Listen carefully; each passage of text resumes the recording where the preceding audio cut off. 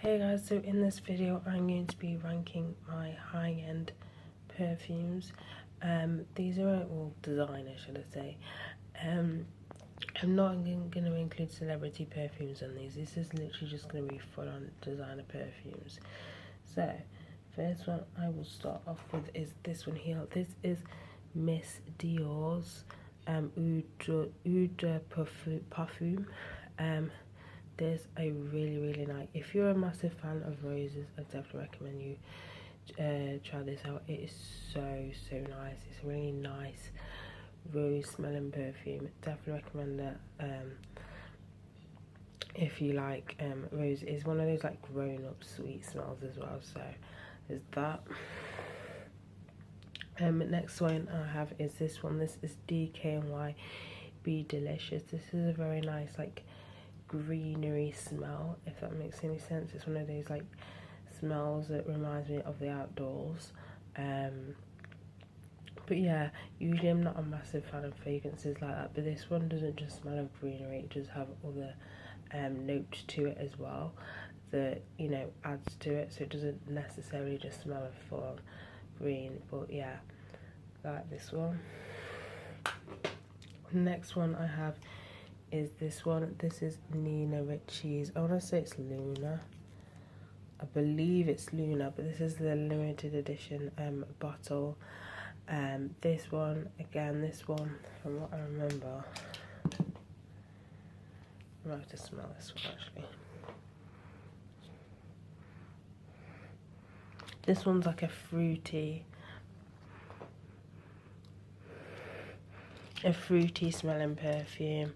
I would say this one is definitely directed more towards a younger person. If you're one of those people that categorizes perfumes, personally I think it doesn't really matter, but obviously the older you are, the more mature scents you usually go for, but obviously not all the time. But yeah, to sum this up, this is a floral sweet smell. So is that one. Next one I have is this. This is Imperial Armani's Because It Is You. This one is a sweet.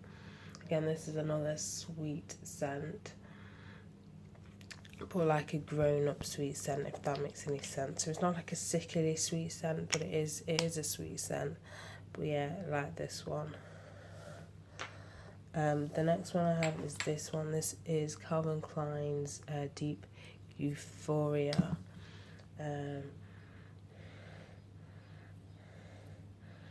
Usually I'm not like a massive fan of, not a massive fan, sometimes it's hard for me to describe scents blindly, but this is like, again, this is sort of like a grown up smell, floral smell, which you probably wear, say, to work if you work in an office or something like that. Again, I don't really categorize perfumes like that. I say you can wear them every time, but that's how I just describe a fragrance. If I have no idea what else to describe it as, but it's one of those like grown up office sort of nighttime fragrances as well. Because you could wear this to a restaurant or something like that. So there's that one. Next one I have is YSL's East Saint Laurent. It's Black Opium. This one is the nuts version. The difference is this does smell a little bit more like coffee, but it's less heavy coffee scented, if you're wondering what the difference is. I'm not a massive fan of the smell of coffee, so when I smelled this one I was like, wow, this smells, it smells, less like coffee. But yeah, I've hardly got anything left of this. I really love this scent. But yeah. So there's that one. And then I have Yves Saint Laurent's Opium. This is the original reformulated Opium. This is hard to describe. This scent is not for everyone. It reminds me, to sum it up, it reminds me of like incense. That's the word I would sum this perfume as. but it's not for everyone. I do prefer the dry down to this one than the initial smell. But yeah, there's that. And then finally I have Juicy Couture's Juicy Couture.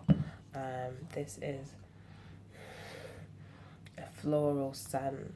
I remember years ago I tried smelling Juicy Couture, but I couldn't get into it. But then I smelled this, like, you know, after some years, and I actually like this one. I'm still a bit iffy with some Juicy Couture scents, but I actually really like this one.